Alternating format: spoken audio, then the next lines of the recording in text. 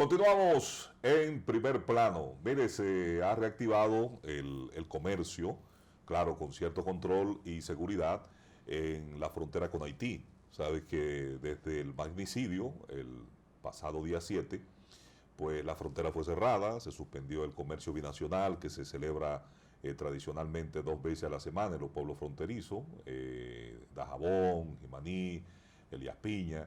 Y bueno, el presidente pues dio una autorización para que se permita el paso de mercancías. Ya se enviaron decenas de camiones con gas propano, se estaba agotando en Haití el GLP, y también con camiones de mercancías que ya van hacia los mercados haitianos, y al mismo tiempo permitir el ingreso de haitianos en grupos de 50 de manera controlada para que crucen al lado dominicano a comprar lo que compran: huevo, arroz, pollo, harina, ese tipo de mercancía, que es lo que generalmente consume mayoritariamente la masa pobre haitiana, que es la mayoría. Sí, la semana pasada incluso el presidente dispuso que permitieran que ingresara combustible, y yo pienso que por un tema humanitario hay que permitir que la alimentación y todo eso llegue a Haití, porque si además de esa crisis política que enfrenta tan sangrienta,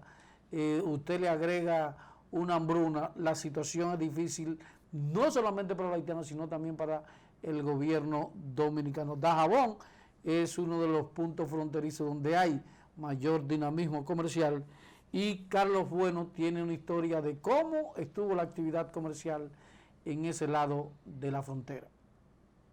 En el día de ayer, el gobierno dominicano reaperturó lo que son los puntos fronterizos en la República Dominicana para este día. Cientos de haitianos cruzan desde Haití a esta zona fronteriza de Dajabón para abastecerse de alimentos. Algunos haitianos y dominicanos entrevistados por nosotros han manifestado gran satisfacción de las medidas tomadas por el gobierno dominicano. El tránsito vehicular desde República Dominicana hacia Haití cada día es más fuerte. Toda una gran cantidad de camiones cargados de mercancías cruzan hacia el vecino país de Haití. Estamos contentos y ellos están aquí también tan contentos. Por ejemplo, los motoconchos, estaba diciendo otro día, ellos buscando su vida entre ellos mismos, pero ahora el movimiento está caminando muy bien, perfectamente. No, hoy está bien mucho. Para que tienen mucho allá que no sabe si la puerta está abierta. Hoy todo el mundo viene a buscar su comida. Sí, mucha necesidad, todo viene. Situación económica que estábamos pasando, ya en estos momentos de ayer para acá se ha visto la diferencia, porque tenemos que darle participación a los haitianos que vengan a nuestro país y nosotros ir a su país de ellos, para intercambiar los negocios que están aquí en Dajabón. Es todo lo que tenemos en cuanto a esta información. Le reportó Carlos Bueno. Bueno, muchas gracias a Carlos Bueno por este reporte desde la frontera de EN Noticias sobre la reactivación y la reapertura del comercio en la frontera con Haití. Bueno, otra parte del Caribe que también está difícil es la situación política en Cuba. Desde hacía años el gobierno, la administración cubana no enfrentaba protestas de las dimensiones que se registran en estos últimos días, que la primera se dieron a conocer porque a través de las redes sociales mucha gente publicó y subió a las redes. Conociendo esa realidad, el gobierno decidió cerrar, apagar todo lo que tiene que ver con internet, para que la gente no siga enviando esas imágenes fuera de Cuba, donde la situación económica es dramática. Ahí vienen todos los análisis, que es por el bloqueo, que es por tal o cual cosa. Son varios los factores que han desencadenado en esta crisis política o económica, mejor dicho, en Cuba. Ahí está el tema de la generación. Estamos hablando que los que abrazaron la revolución, los que tenían la convicción del país socialista ideal, eso ocurrió en 1959, hace 61 años, que estamos hablando que si cada generación humana es 10 años, han pasado 6 generaciones, entonces las 3, 4 primeras realmente todavía mantenían esos principios revolucionarios de convicción del mundo. Las cosas cambiaron, Estados Unidos ha mantenido su bloqueo durante todos esos años, se cogió un respirito con Obama, cuando Obama decidió reabrir, acercarse más a Cuba, cuando el presidente Obama decidió abrir para que los turistas norteamericanos y de otras naciones pudieran ir a Cuba. Eso, para que tú veas, Miguel, abrió, si se quiere, el apetito o permitió que los cubanos que están en el país vieran o conocieran una realidad. Cuando se cierra eso que gana Donald Trump y aprietan eso, se cierra todo eso, después viene el COVID, esa situación se agravó ante un pueblo que desea más que libertad.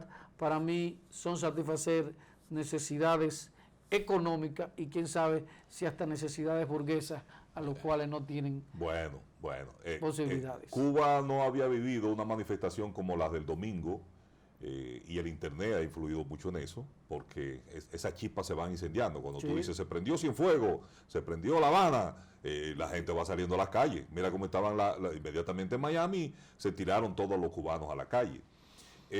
La manifestación tal vez en el régimen cubano más fuerte se dio en 1994 con el famoso maleconazo, cuando la gente se tiró al malecón de La Habana para protestar por el bloqueo de varias embarcaciones, la crudeza cómo reaccionó el gobierno de Fidel Castro en vida en ese momento y en el poder, y entonces por varias horas se tomó el malecón de La Habana, la gente protestó, pero la policía inmediatamente acudió y dispersó después de varias horas de manifestaciones, y allí en ese mismo lugar Fidel Castro fue y pronunció un discurso y llamó a los revolucionarios para tirarse a la calle para defender la revolución. Eso son de las cosas que hay que tener pendientes. Por ejemplo, el presidente actual de Cuba no puede ponerse ni cerca los zapatos de Fidel Castro, mucho menos Raúl. Aunque la gente cree Raúl abrió un poco, por eso su vínculo con Obama, e incluso permitió que pequeños empresarios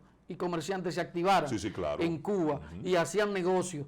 Entonces, cuando viene y se cierra nuevamente la situación por el cambio de mando en Estados Unidos, se complica la situación. Entonces, desgraciadamente hay que ver el desenlace de toda esta crisis, o si esto es el preámbulo de toda de esta situación y el fin de un régimen que realmente en un momento llenó de gloria a Latinoamérica. Hay que ver lo que dicen algunos analistas y expertos de que con la transición con Raúl se buscaba por lo menos asimilar un modelo tipo China, abrirse al capitalismo con cierto control, ¿verdad? Para que entraran divisas, para que se hagan negocios. Fíjate que comenzaron los hoteles, la construcción de hoteles, el turismo y todo lo demás, porque el régimen se estaba asfixiando. Ya no tenía esa mano amiga desde Rusia que le sustentaba del régimen de la ex República Socialista Soviética. Entonces, la realidad cambió, pero la transición tenía que ser con un tipo que no fuera el símbolo, el paradigma del régimen, del modelo cubano, como era Fidel. Entonces Fidel quedó en su escaparate, en su estandarte, y con Raúl se comienzan a tomar entonces algunas medidas que apuntaban como a cierta apertura.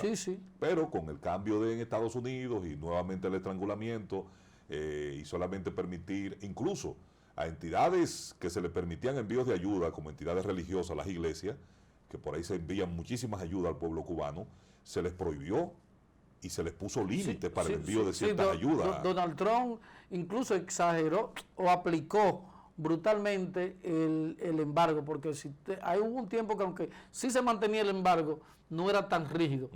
Y lo que tú dices de China, es decir, por ejemplo, el control del envío de remesas también, que eso es otro problema. Eso es fundamental. Entonces, cuando tú le cortas todo eso, y es una realidad, los cubanos ganan 30, 40, 50 dólares al mes, un profesional. ¿Tú entiendes? Y ellos estaban buscando con Raúl esa brecha, por eso hablaban de la China en el Caribe o en Latinoamérica.